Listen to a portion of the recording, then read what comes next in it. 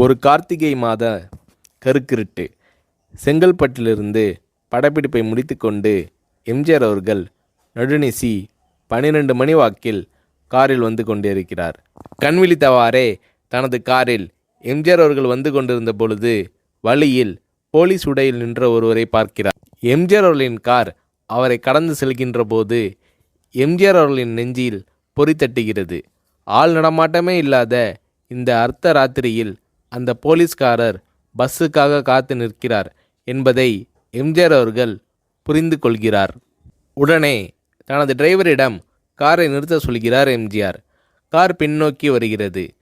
போலீஸ்காரரின் அருகில் காரை நிறுத்தி கதவை திறந்து ஏறுங்கள், எங்கே போக வேண்டும் என்கிறார் எம்ஜிஆர். பரவாயில்லை, நான் பஸ்ஸிலே வந்து விடுகிறேன் என்கிறார் அந்த போலீஸ்காரர்.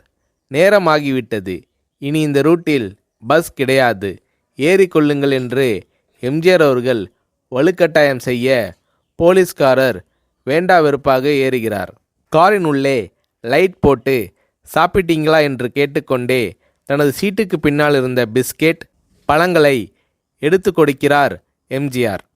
இப்படி ஓசியில் பயணம் செய்வதே எனக்கு உடன்பாடில்லை. இன்னும் நீங்கள் உண்ண சொல்லி வேறு என்னை இழிவுபடுத்தாதீர்கள் என்று போலீஸ்காரர் மறுக்கிறார். எம்ஜிஆர் அவர்கள் பூரிக்கிறார். இருப்பவனிலிருந்து இல்லாதவன் வரை படித்து பதவியில் இருக்கும் எத்தனையோ பேர் எனக்கு அது வேண்டும் இது வேண்டும் என்று எம்ஜிஆர் அவர்களிடம் வேண்டியதை பெற்று செல்கிறார்கள். ஆனால் சாதாரண பொறுப்பில் இருக்கும் இந்த போலீஸ்காரரின் நேர்மை எம்ஜிஆர் அவர்களை மெய்சிலிர்க்க வைத்துவிட்டது. எம்ஜிஆர் அவர்களின் கார் கத தூரத்தில் வந்து கொண்டிருந்தாலும் காரின் நிறத்தையும் ஒளியையும் மனம் கமலும் ஓடிக்கான் வாசனையையும் வைத்து இது எம்ஜிஆர் அவர்களின் கார் என்றும் கார் சென்ற தடத்தை தொட்டு வணங்குகின்ற அளவுக்கு புகழுடன் திகழ்ந்த நேரம் அது. அரை மணி நேரம் கார் சென்று கொண்டிருக்கிறது. ஆனால் அதுவரை எம்ஜிஆர் அவர்களை பற்றி பெரிதாக போற்றி புகழ்ந்து பேசாமல் அந்த போலீஸ்காரர் வந்ததே புரட்சித் தலைவர் எம்ஜிஆர் அவர்களுக்கு அந்த போலீஸ்காரர் மீது மரியாதையை கூடுதலாக்கியது. நான் தான் எம்ஜிஆர் என்கிறார் எம்ஜிஆர். கேள்விப்பட்டிருக்கிறேன் என்கிறார் அந்த போலீஸ்காரர்.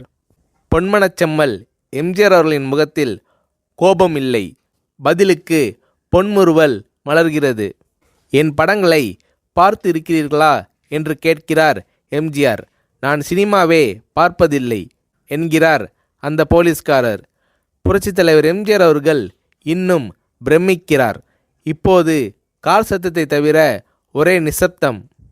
போலீஸ்காரர் தனது வீட்டிற்கு அரை கிலோமீட்டர் தூரத்திற்கு முன்பே காரை நிறுத்த சொல்லி இங்கேயே இறங்கிக் கொள்கிறேன் என்கிறார்.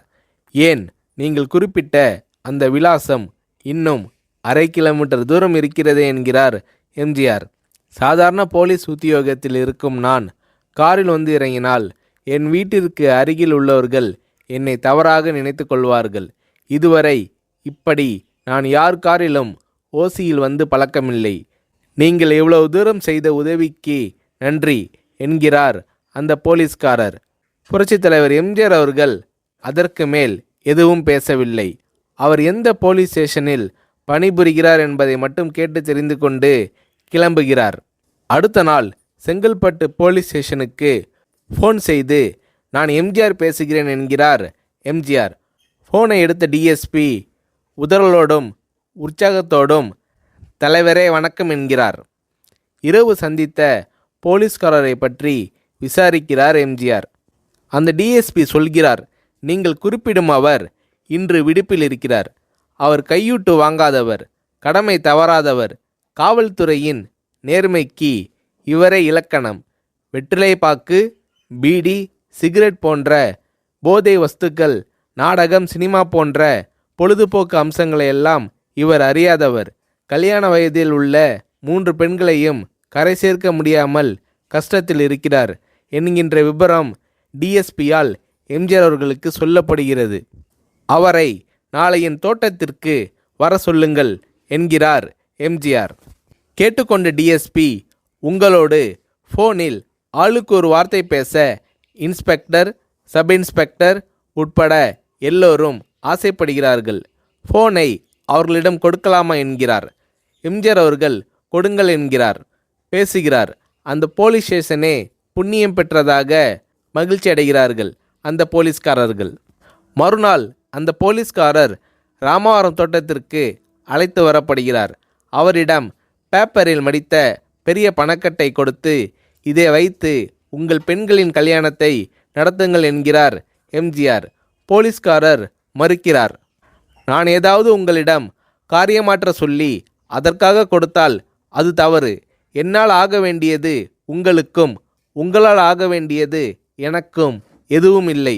நான் உங்கள் கூட பிறந்த ஒரு சகோதரனாக நினைத்து கொடுக்கிறேன், பெற்றுக்கொள்ளுங்கள் என்று சொன்ன பிறகு கேட்டும் கூட கிள்ளி கொடுக்காத கனவான்கள் வாழும் இந்த உலகில் ரோட்டில் நின்றவனை அழைத்து சென்று அள்ளி கொடுத்த எம்ஜிஆர் அவர்களின் கருணையில் நெகிழ்ந்து போய் பெற்றுக்கொள்கிறார் அந்த போலீஸ்காரர். பிறகு ஒரு தேதியில் புரட்சித் தலைவர் எம்ஜிஆர் அவர்களே சென்று அந்த போலீஸ்காரரின் 3 பெண்களின் திருமணத்தையும் நடத்தி வைத்து வாழ்த்தி இருக்கிறார்.